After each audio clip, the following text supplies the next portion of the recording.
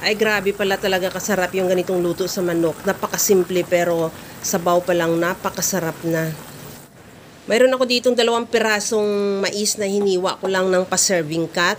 At ilaga ko yan o pakuluan hanggang sa maluto. Pagkaluto niyan, sabay ko na rin ilagay yung chicken wings. Kahit anong parte ng manok, basta kung anong available mo dyan, pwede. Isabay ko na rin ilagay yung luya. Maglagay din ako ng sibuyas at kamatis. Mayroon akong kunting white part ng spring onion, ilagay ko na rin at ilagay ko na rin yung carrots.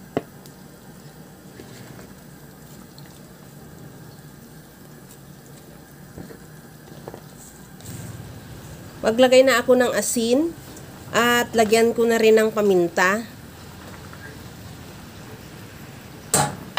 Takpan ko na rin at isimmer hanggang sa maluto yung manok at yung carrots natin. Pagkaluto ng manok, ilagay ko na rin yung siling green. Ihalo lang din para maluto lang din yung siling green at maglabas na siya ng aroma niya dahil napakabango talaga ng siling green pag lalo na nausukan na siya.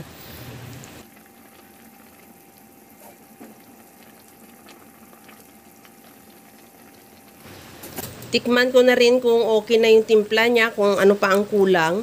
Maglagay ako dyan ng kunting patis. Pwede naman liquid seasoning or asin, depende sa'yo kung anong available mo na panimpla.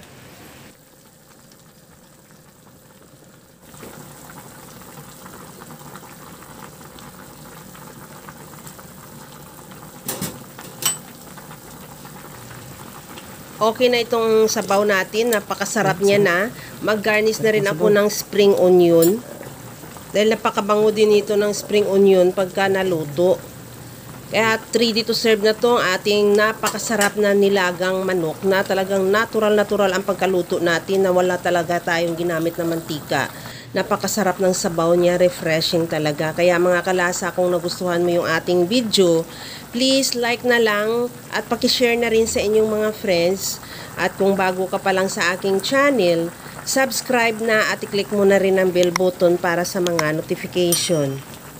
Kaya mga kalasa, gawa ka na rin dahil alam ko kayang-kaya mo tong gawin dahil sa sobrang simple at napakadali niya lang lutuin. Kagaya ng lagi sa sinasabi ko na wala namang hindi marunong magluto basta sa simpleng paraan lang.